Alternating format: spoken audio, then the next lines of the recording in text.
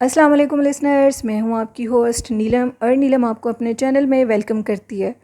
शुरू करते हैं आज की वीडियो अल्लाह पाक का नाम लेकर, जो इंतहाई आली रुतबा और बहुत जलीलुल कदर है।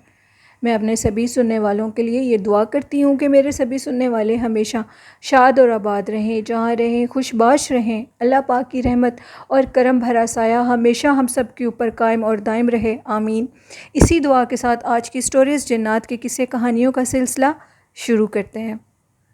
तो लिसनर्स, आज की पहली कहानी मेरे साथ सागर ने शेयर की है इंडिया मुंबई से। वो कहते हैं इंडिया मुंबई में मैं आपसे की एक स्टोरी है। एक मुकेश मिल के नाम से एक मिल है उधर, जो कि अब जल के राख हो चुकी है। अब उधर जिन्नात का बसेरा है। वो मिल कभी बहुत ज़्यादा आबाद हुआ करती थी। वो एक बहुत बड़े इंडियन बिजनेसमैन थे जिनकी वो मिल थी। अचानक कुछ पता नहीं चला, वो जो मिल थी वो क्यों जल गई, वो कैसे जली। काफ़ी ज़्यादा लोगों की उधर डेथ हुई, हत्या, वो उनके वर्ड्स में उनको हत्या बोला जाता है। कहते हैं बहुत से लोगों की उधर हत्या हुई और बहुत से लोगों की उधर हत्या के बाद, डेथ के बाद, वहाँ पे कहते हैं कि अब मुकम्मल तौर पर जिन्नात का बसेरा है। वहाँ पे अब जिन्नात रहते हैं। ये जो मिल है मुकेश मिल के नाम से, इस मिल में बहुत ज़्यादा इंडियन मूवीज़ भी उन्होंने कहा है बनी हैं। उसके बाद जब ये मिल जल गई, जलने के बाद कुछ डायरेक्टर थे जिन्होंने इस मिल में कुछ शूटिंग करनी थी। शूटिंग के दौरान वो कहते हैं कि उनके साथ बहुत से अजीबोगरीब वाक़यात पेश आए, जिसकी वजह से उन्होंने उस शूटिंग को कैंसिल कर दिया और उस मिल को अपने मूवी में लाने से इनकार कर दिया। जब वहाँ के ऑनर ने उनसे पूछा कि आपने ऐसा क्यों किया है, तो उन्होंने बताया कि जब हम शूटिंग के लिए इस मिल में गए तो उधर बहुत ज़्यादा पैरानॉर्मल एक्टिविटीज़ होने लग गई थी, जिसकी वजह से उन्होंने इस शूटिंग से इनकार कर दिया। जो उस मिल का मालिक था वो इस चीज़ से बाखबर था कि अब वहाँ पर जिन्नात का बसेरा है। वो मिल आज तक बहुत ज़्यादा मशहूर है।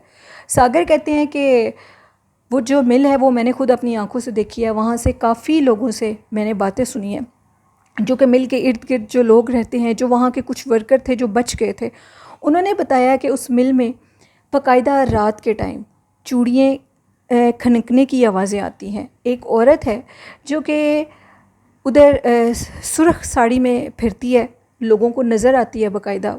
सागर कहते हैं इंडिया में बहुत ज़्यादा विचेस यानी चुड़ैलों का बसेरा है, बहुत ज़्यादा चुड़ैलें हैं उस जगह पर। और जब कोई उस मिल के करीब रात के टाइम से गुज़रता है तो अजीबो गरीब चीखों की और कभी कभार किसी बच्चे की रोने की और कभी कभार औरतों की बुलंद आवाज़ में चीखों की आवाज़ें आती हैं। जब भी लोग उन आवाज़ों को सुनते हैं तो बहुत ज़्यादा डर जाते हैं। वहाँ से एक दफ़ा सागर कहते हैं एक शख्स गुज़र रहा था, बाकायदा उसने अपनी आंखों से देखा कि कुछ लोग हैं जो कि उधर अंदर उस मिल के अंदर से निकल रहे हैं। जैसे ही मैंने देखा कि इतनी रात को, यानी उस शख्स ने देखा कि इतनी रात को कौन लोग इधर से गुज़र रहे हैं, कौन कौन आ रहे हैं इधर, तो उसने आगे जाकर उनके फेस पे जब मोबाइल लाइट की तो उनके चेहरे इंतहाई जले हुए और खौफनाक थे। वो शख्स वहाँ से भाग गया। ऐसे बहुत से वाक़यात लोगों के साथ होते हैं। वो कहते हैं कि उस मुकेश मिल के अंदर आज भी जिन्नात का और चुड़ैलों का, बदरूहों का बसेरा है।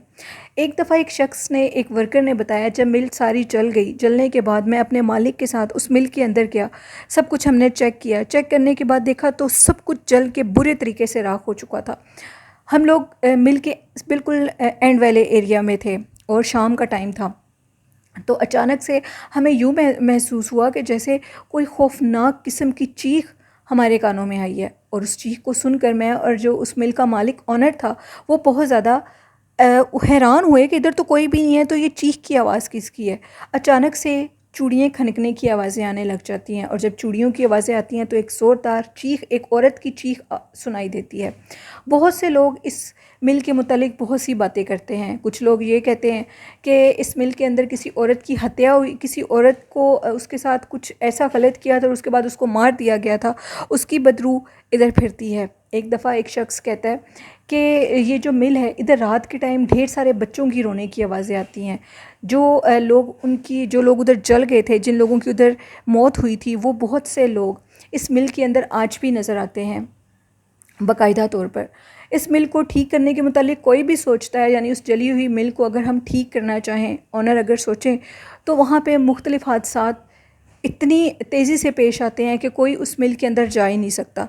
काफ़ी अर्सा पहले वहाँ के ओनर ने उस मिल को दोबारा से ठीक करने का इरादा किया। कुछ उधर वर्कर्स भेजे ठीक करने के लिए। जैसे ही वो अंदर गए तो उन्होंने कहा कि कोई हमें, जब वो लोग अंदर इंटर हुए काम के लिए तो उन्होंने कहा कि किसी चीज़ ने उनका बाकायदा सर पकड़ा और दीवार में मारा। और कुछ वर्कर्स ये कहते थे कि किसी ने हमारे मुंह पर अनदेखी मखलूक ने हमारे मुंह पे थप्पड़ मारे। और कुछ लोगों का ये कहना था कि वो जब वो ऊपर चढ़कर सारी दीवारों को साफ़ कर रहे थे तो किसी चीज़ ने उनको धक्का दिया और वो लोग नीचे गिर गए। उन्होंने कहा कि जो मर्ज़ी हो जाए, हम इस मिल के काम में बिल्कुल भी नहीं आएंगे, और उन्होंने इस काम से इनकार कर दिया।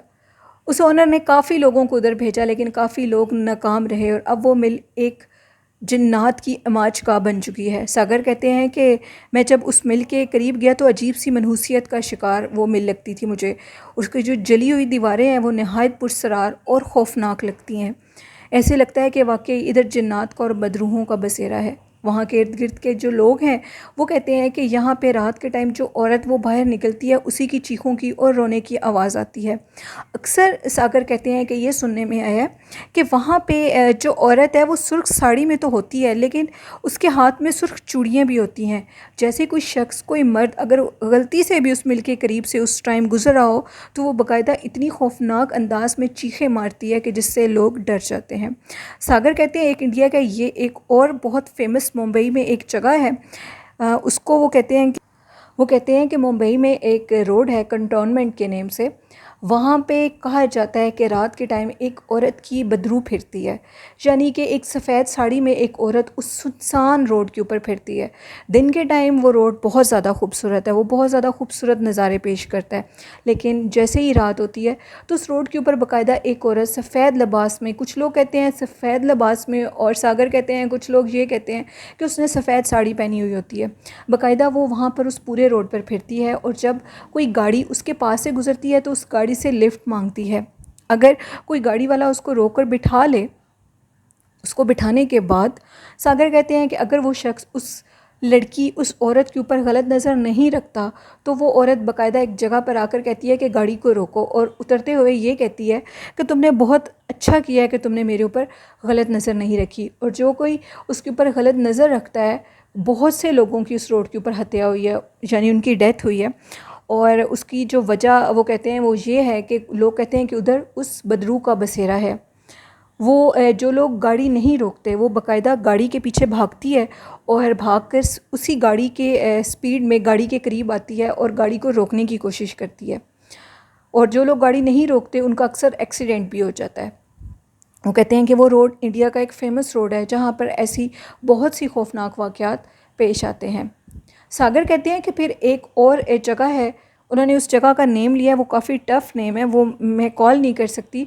कुछ ऐसी जगह है, बौली उसको बोलते हैं। वहाँ पे वो कहते हैं कि बहुत ज़्यादा पहले वक्त में काला पानी हुआ करता था, यानी जब वो काला पानी आया तो वो काला पानी लोग ये समझते थे उस जगह पे इंडिया में कि ये जो पानी है ये जादू का है, और ये बात सच साबित हुई। वो जो पानी था, सागर कहते हैं इंडिया का, मैंने उस जगह को अब विज़िट किया है, लेकिन अब उधर पानी नहीं है, वो जगह बिल्कुल खुश्क है, वो पानी ख़त्म हो चुका है। पहले वक्त की बात है जब वो पानी उधर था तो वो पानी इस कदर अपने अंदर कशिश रखता था, इतनी अट्रैक्शन रखता था कि जब लोग उस पानी के करीब जाते थे तो लोग मजबूर हो जाते थे उस पानी के अंदर छलांग लगाने में, उस पानी के अंदर वो डूब जाते थे। और फिर वहाँ की हुकूमत ने बहुत सख्ती से उस जगह को बंद कर दिया और उन्होंने कहा कि ये जगह मौत की जगह है, इसको बंद कर दिया जाए। जब तक वो पानी उधर रहा लोग उधर नहीं जाते थे, अगर जाते थे तो वो उनकी डेथ हो जाती थी, यानी वो उस पानी में कूद जाते थे, छलांग लगा देते थे। उसके बाद जब वो बिल्कुल जगह क्लियर हो गई तो ये पुराने वक्तों की बात है, अब उस जगह को खोल दिया गया है। वो देखा जाए तो वो जगह वो कहते हैं बहुत ज़्यादा स्टेयर्स हैं, पानी अगर जब था तो पानी के अंदर तक स्टेयर्स थी, जो कि अब लोग वहाँ पर जाकर देखते हैं। वहाँ पर भी कहा जाता है कि रात के टाइम अजीबोगरीब आवाज़ें आती हैं लोगों के मुशाहिदों में, किसी की चीखने की आवाज़ें आती हैं। इस तरह के बहुत से वाक़यात सागर कहते हैं कि वहाँ पर भी होते हैं। वो कहते हैं कि आपने पहले भी अपने चैनल पे ये बात बताई थी कि एक डो हिल है, इंडिया का एक जगह है डो हिल के नेम से। कहा जाता है कि वहाँ पे एक सर कटे बच्चे की जो भूत है वो वहाँ पर फिरता है। बहुत से लोगों की उस जगह के ऊपर हत्या हो चुकी है, डेथ हो चुकी है। सागर कहते हैं कि उनकी डेथ की वजह भी उसी बच्चे को करार दिया जाता है, यानी कि वो जो बच्चा है उसकी उधर सर कटे बच्चे की जो आत्मा है, जो रूह है, उनके अक़ीदे के मुताबिक वो ऊपर घूमती है और फिर जो भी उसके हाथ आ जाए वो उसको जान से मार देता है। तो ये कहानी थी सागर की, जो उन्होंने इंडिया मुंबई से मेरे साथ शेयर की। बहुत शुक्रिया सागर अपनी स्टोरीज़ शेयर करने के लिए। और सागर कहते हैं कि आजकल मैं आपके चैनल को बहुत ज़्यादा सुनता हूँ, मुझे आपके चैनल की स्टोरीज़ बहुत ज़्यादा अच्छी लगती हैं। बहुत शुक्रिया सागर अपनी स्टोरी शेयर करने के लिए और मेरे चैनल की तारीफ़ करने के लिए। तो बढ़ते हैं आज की दूसरी खौफनाक कहानी की तरफ। ये कहानी मेरे साथ बलूचिस्तान से शेयर की है मोहम्मद इकबाल ने। मोहम्मद इकबाल कहते हैं कि मैं बलूचिस्तान का रहने वाला हूँ और सिंध कराची के बहुत से ऐसे इलाके हैं जिनको मैंने ख़ुद विज़िट किया है। रेगिस्तान के इलाके, डेज़र्ट के इलाके जिनको मैं विज़िट कर चुका हूँ। मुझे डेज़र्ट देखने का बहुत ज़्यादा शौक़ है और मैं डेज़र्ट देखने के लिए अपने दोस्तों के साथ गया था। वो कहते हैं कि 2012 की बात है, मैं अपने दोस्तों के साथ कराची डेज़र्ट्स में गया था, जहाँ पर लोगों की आबादी थी लेकिन बहुत ज़्यादा आबादी नहीं थी। कहा जाता था कि गर्मी के मौसम में लोग वहाँ से हिजरत करके ऐसे इलाके की तरफ चले जाते हैं जहाँ पे बहुत ज़्यादा मतलब कि पानी वगैरह हो, जहाँ पे इतनी गर्मी ना हो, क्योंकि डेज़र्ट के इलाके में वहाँ पर एक तो पानी भी खुश्क हो जाता है गर्मी की वजह से, और गर्मी होने की वजह से लोग वहाँ पर नहीं रह सकते। तो कुछ लोग वहाँ पर रहते भी थे। वो कहते हैं कि जब मैं गया तो वहाँ पर सिर्फ 2 से 3 फैमिलीज़ रहती थी।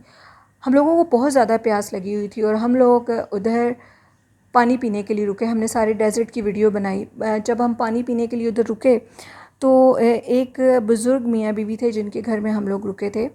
हमने उनसे बात की, हमने उनसे सारी वहाँ की मालूमात ली, लेकिन उनसे हमने किसी भी खौफनाक चीज़ के मुतालिक नहीं पूछा था। वो कहते हैं कि अगर दूर दूर तक उनके घर के इर्द गिर्द नज़र दौड़ाई जाती तो सारा रेगिस्तान था। 2 से 3 घर थे जिसमें से दो फैमिलीज़ उधर रहती थी, एक ये बुज़ुर्ग मियाँ बीवी और एक और फैमिली। तो कुछ जो फैमिलीज़ थी वो भी वहाँ से जा चुकी थी। वो कहते हैं कि रात के टाइम इधर सोना बहुत ज़्यादा तकलीफ़ का बाइस होता है। यहाँ पे जो गैर मरी मखलूक है वो बहुत ज़्यादा तंग करती है। वो इस कदर तंग करती है कि रात के टाइम चारपाई को उल्टा देते हैं। वो कहते हैं हम लोग बुज़ुर्ग मियाँ बीवी हैं, कई दफ़ा उन्होंने हमारी चारपाई को उल्टा दिया है और जिससे उनको और उनके हस्बैंड के कमर में चोट भी लग गई थी। वो कहते हैं फिर हम लोग ऊँची आवाज़ में कहते हैं कि हम लोगों को मत तंग करो, हम लोग बुज़ुर्ग हैं और तुम लोग जब हमें शरारत करके नीचे फेंकते हो तो हम लोगों को बहुत तकलीफ़ होती है। वो कहते हैं कि इसी तरह एक दफ़ा सर्दियों का मौसम था। वो मियाँ बीवी कहते हैं कि हम लोग कभी भी इस जगह को छोड़कर नहीं गए, हम लोग हमेशा से इधर ही रहते हैं, चाहे सर्दियाँ हों या गर्मियाँ, हम लोग इधर ही गुजारा करते हैं। वो कहते हैं कि एक दफ़ा हम मियाँ बीवी सर्दियों में सो रहे थे तो वहाँ उनका जो रूम है, उनके सिर्फ़ एक रूम को डोर लगा हुआ था, बाकी जो उनके रूम है उनको डोर नहीं लगा हुआ था और कोई चार दीवारी भी नहीं थी। तो उन्होंने बताया कि उनके किचन वाली जो जगह थी वहाँ से ना अजीब सी आवाज़ें आ रही थी। कहते हैं कि हमने कहा शायद कोई जानवर घुस गया हो किचन के अंदर, क्योंकि ऐसे ही होता है उधर। वो कहते हैं कि सफाई का कोई इतना ख़ास इंतज़ाम नहीं है। वो जैसे ही उन्होंने कहा कि मुझे देखना चाहिए आखिर क्या चीज़ है, मैं क्यों वो हमें चीज़ तंग कर रही है जो कि बाहर किचन में शोर कर रही है। वो जैसे ही किचन वाली साइड से उनके जो बुज़ुर्ग हस्बैंड थे, वो जो बुज़ुर्ग थे, वो जैसे ही किचन वाली साइड पर गए तो वो क्या देखते हैं कि एक काला सा खौफनाक किस्म का साया, यानी वो किसी इंसान के रूप में वो साया था। और वो जो साया किचन के अंदर बैठा बर्तन, ऐसे जो बर्तन थे जिनमें खाना बनाया जाता है, उनको उठा उठा कर नीचे फेंक रहा था। तो उन्होंने जैसे ही उस काले साए को देखा तो उन्होंने आयतल कुर्सी पढ़नी शुरू कर दी। आयतल कुर्सी के पढ़ते ही वो साया वहाँ से थोड़ी देर के बाद गायब हो गया। वो कहते हैं रेगिस्तान में बहुत ज़्यादा वाक़यात हैं, वहाँ पर बहुत ज़्यादा जन्नात का बसेरा है, जगह जगह पर जन्नात का बसेरा है। दूसरी बात मोहम्मद इकबाल ये बताते हैं कि वहाँ पे वो कहते हैं कि बहुत ज़्यादा जो लोग रहते थे उनके ऊपर जन्नात का भी असर हो जाता था, क्योंकि पता नहीं लगता वहाँ पे जन्नात की तादाद बहुत ज़्यादा है, क्योंकि हर जगह वीरान है और लोगों की कम्युनिटी वहाँ पे वो कहते हैं कि बहुत थोड़ी है। तो जन्नात का उधर लोगों के ऊपर भी बहुत ज़्यादा वो बसेरा कर लेते हैं। इस वजह से भी बहुत से लोग उन जगहों को छोड़कर चले गए हैं। मोहम्मद इकबाल कहते हैं, मैं उस डेज़र्ट का, उस जगह का नेम मेंशन नहीं करूँगा, लेकिन वो कहते हैं कि उस जगह पर बहुत ज़्यादा जन्नात का बसेरा है। वो बूढ़ी जो अम्मा थी वो ये बताती थी कि जब मैं पानी भरने के लिए जाती थी तो मैं ये देखती थी कि वहाँ पे जैसे ढेर सारे बच्चे खेल रहे हों, तो देखते देखते वो बच्चे गायब हो जाते थे। कहते हैं चाहे दोपहर हो या रात का टाइम हो, हम लोग अपनी ज़रूरत के लिए हम लोगों को बाहर जाना ही पड़ता है। काफ़ी फासले पे उनके घर से वो पानी था जहाँ से वो पानी भर कर लाती थी। मैं उनको देख के हैरान हो रहा था। वो काफ़ी बुज़ुर्ग थी और वो किस तरह सर्वाइव करते थे, उनकी औलाद नहीं थी, वो 2 मियाँ बीवी रहते थे। फिर वो कहते हैं कि इस तरह हुआ कि वो जो अम्मा थी उन्होंने ये बताया कि मैं रात के टाइम उधर वॉशरूम भी नहीं है, हत्ता कि वॉशरूम के लिए कोई जगह बनी हुई है, एक ही वॉशरूम बना हुआ है। वो कहती हैं कि मैं वॉशरूम के लिए जा रही थी तो मैं क्या देखती हूँ कि एक औरत यानी पास ही उधर वो जो पानी भरने वाली जगह है उसके करीब इन्होंने वॉशरूम बनाया हुआ है। तो वो एक नलका टाइप से जगह बनी हुई है, उस नलका चलाने की मुझे रात के टाइम आवाज़ आ रही थी। तो वो अम्मा कहती हैं कि तब वो इतनी बूढ़ी नहीं थी। उन्होंने कहा कि चलो अच्छी बात है, मैं रात के टाइम अकेली आई हूँ वॉशरूम में, तो मेरे अलावा भी कोई है जो कि नलका चला रहा है और उसकी मुझे आवाज़ आ रही है। तो वो कहती हैं जैसे ही मैं उस जगह के ऊपर पहुँची तो एक औरत झुककर नलका चला रही थी। मैंने जैसे ही उस औरत की तरफ देखा तो जो उसकी शक्ल थी वो नहायत खौफनाक थी, उसके बहुत लंबे लंबे दांत थे। और जैसे ही वो मेरी तरफ पलटी तो वो कहते हैं कि मुझे उस टाइम वॉशरूम में जाने की भी जो थी वो भी चीज़ भूल गई, मैं नहीं जा सकी और मैं फ़ौरन वहाँ से भाग गई चीखें मारती हुई। उसके बाद मैं हमेशा अब तक अपने हस्बैंड के साथ ही वॉशरूम में जाती हूँ। आजकल के दौर में भी वो कहते हैं कि जो वॉशरूम है वो उसी जगह पर है, उसमें कोई न्यूनेस नहीं आई, वो सारी जगह अभी भी खैर आबाद हैं। वहाँ के लोग ऐसे लगता है कि 100 साल पीछे हैं।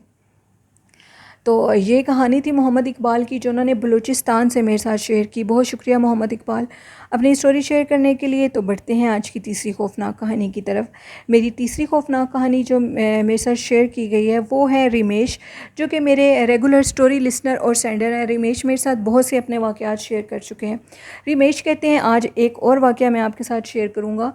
वो कहते हैं कि हम लोग जिधर रहते हैं, जिधर मेरे वालिदैन गाँव में बैक साइड पे रहते हैं, मैं तो शहर में रहता हूँ, मैं एक टाउन में वो कहते हैं कि जॉब करता हूँ।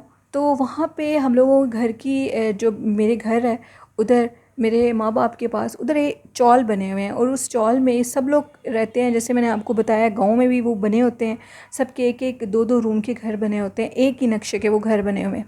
वो कहते हैं कि वहाँ पर एक बच्चा था, हम लोगों के मोहल्ले में ही रहता था वो बच्चा। तो उसका अपनी खाला के साथ बहुत ज़्यादा प्यार था, तो अक्सर वो अपनी खाला के पास ही रहा करता था। हम लोगों की चौल में किसी की डेथ हो गई, किसी औरत की डेथ हो गई, तो वो कहते हैं कि उस बच्चे को नहीं था पता कि उस औरत की डेथ हो चुकी है। वो बच्चा वापस आया, जैसे उसकी उम्र 7 से 8 साल थी, उसको किसी ने बताया ही नहीं ये बात कि उस औरत की डेथ हो चुकी है। तो वो बच्चा जब वापस आया अपने रोज़ की रूटीन में, वो स्कूल भी गया, वो पढ़ने भी लग गया, वो बच्चों के साथ खेलता भी था। तो एक दिन वो अपनी अम्मी से ये कहता है कि मैं उस आंटी के घर गया था, तो आंटी ने मुझे खाने के लिए बड़ी अच्छी अच्छी चीज़ें दी। उन्होंने कहा कि कौन सी आंटी के घर, तो उसने कहा कि वो जो कॉर्नर पे जिनका घर है मैं उनके घर गया था। तो वो काफ़ी हैरान हुई, उन्होंने समझा कि बच्चा है शायद झूठ बोल रहा है, उसकी तो डेथ हो चुकी है। उन्होंने उसको ये चीज़ भी नहीं बताई, उन्होंने उसकी इस बात की तरफ ध्यान ही नहीं दिया, किसी के जहन में भी ये बात नहीं थी। खैर उस बच्चे ने, रिमेश कहते हैं कि काफ़ी अरसा ये बात करनी शुरू कर दी कि वो आंटी मुझे बाकायदा बुलाती हैं अपने घर में जब मैं स्कूल से वापस आ रहा होता हूँ और वो मुझे खाने के लिए बहुत ज़्यादा चीज़ें देती हैं। रिमेश कहते हैं कि जब उसने बहुत ज़्यादा इस बात का तस्करा शुरू कर दिया तो फिर उसकी जो अम्मी थी उसने कहा कि तुम किस आंटी की बात करते हो। तो उन्होंने समझा कि शायद उस घर में कोई और आ गया है, तो उसने कहा कि वो जो आंटी जो इधर रहती थी शुरू से, मैं उनकी बात कर रहा हूँ। उन्होंने कहा उसकी तो डेथ हो चुकी है। उस बच्चे की, मतलब वो इतना भी बच्चा नहीं था, 7-8 साल का था, उसको पता था कुछ चीज़ों के मुतालिक। तो उसने कहा अगर उनकी डेथ हो गई है तो वो आंटी कौन थी जो मुझे बुलाकर चीज़ें देती हैं। उन्होंने कहा कि अब तुम्हें कोई भी बुलाए तुमने उस घर के अंदर नहीं जाना। वो जो बच्चा था वो अब बहुत ज़्यादा डर गया क्योंकि उसको वही औरत नज़र आती थी जिसकी डेथ हो चुकी थी, चाहे वो उसके घर में जिन्नात थे हम लोगों के अकीदे के मुताबिक, या वो लोग कहते हैं कि उसकी औरत की रूह जो कि उधर घूमती है, इनके रिमेश कहते हैं हम लोगों के मुताबिक उसकी रूह उधर आती है। फिर वो बच्चा जब उधर जाना छोड़ गया तो उस बच्चे ने ये कहना शुरू कर दिया कि अब वो जो आंटी हैं वो मेरी ख्वाब में आती हैं और मुझे कहती हैं कि तुम मेरे घर क्यों नहीं आते। इस तरह करते करते उस बच्चे को शदीद बुखार हो गया, वो बच्चा इंतहाई बीमार और अलील हो गया। उसके वालिदैन उसको बहुत से तांत्रिकों के पास लेकर गए, बहुत से तांत्रिक उधर आए, उन्होंने उसको देखा, फिर उन्होंने उस घर को भी जाकर देखा तो उन्होंने ये बताया कि उस औरत की रूह को पूरी तरह से शांति नहीं मिली थी, इसकी रूह को पूरी तरह शांति देनी होगी। तो फिर उन्होंने कहा कि उन्होंने बहुत से हल किए, उसकी रूह को शांति दी। शांति देने के बाद उस बच्चे के गले में बाकायदा उन्होंने कुछ चीज़ें दम करके, कुछ लेमन वगैरह और ऐसी चीज़ें डाली और उन्होंने कहा कि अब वो जो भी चीज़ है वो तुम्हारे नज़दीक नहीं आएगी। फिर उस बच्चे ने कहा कि अब वो जो भी चीज़ थी उसने उसको तंग करना छोड़ दिया। लेकिन ये मैं आपको बता दूं, रमेश कहते हैं कि उस औरत ने उस बच्चे को कोई नुकसान नहीं दिया, वो उसको खाने की चीज़ें दिया करती थी और जब वो ज़िंदा थी तब भी वो उस बच्चे से बहुत ज़्यादा प्यार करती थी। ये कहानी थी रमेश की जो उन्होंने इंडिया से मेरे साथ शेयर की। बहुत शुक्रिया रमेश अपनी स्टोरी शेयर करने के लिए। तो लिसनर्स, ये थी आज की खौफनाक कहानियाँ। आप लोगों को कैसी लगी अपना फ़ीडबैक मुझे ज़रूर दीजिएगा। और जिन्होंने अभी तक मेरे चैनल को विज़िट किया है, मेरे चैनल को सब्सक्राइब नहीं किया, तो आप लोग ज़रूर मेरे चैनल को सब्सक्राइब करें। आपकी सपोर्ट मुझे बहुत अच्छी लगती है और अपना फ़ीडबैक मुझे ज़रूर दिया करें अपनी स्टोरी के मुतालिक। और जिन्होंने अभी तक अपनी खौफनाक कहानियाँ मेरे साथ शेयर नहीं की, तो डिस्क्रिप्शन बॉक्स में मेरे ईमेल आईडी और मेरे फेसबुक आईडी पर भी आप अपनी स्टोरीज़ को शेयर कर सकते हैं और कमेंट बॉक्स में भी स्टोरीज़ को शेयर कर सकते हैं। आज का अच्छा मैसेज मैं ये देना चाहूँगी कि कोरोना वायरस फिर बहुत ज़्यादा आ गया है, जिसकी वजह से अपना और अपने वालिदैन का, अपने बुज़ुर्गों का, अपने बच्चों का बहुत ज़्यादा ख्याल रखें। सोशल डिस्टेंस रखें और मास्क का यूज़ ज़रूर करें और अपने वालिदैन का बहुत ज़्यादा ख्याल रखें। इसी के साथ अपनी होस्ट नीलम वीर को इजाज़त दीजिए। मुझे और मेरे वालिदैन को अपनी ढेर सारी दुआओं में याद रखिएगा। आपके और आपके तमाम अहले खाना का और आपके वालिदैन का अल्लाह हामी व नासिर हो।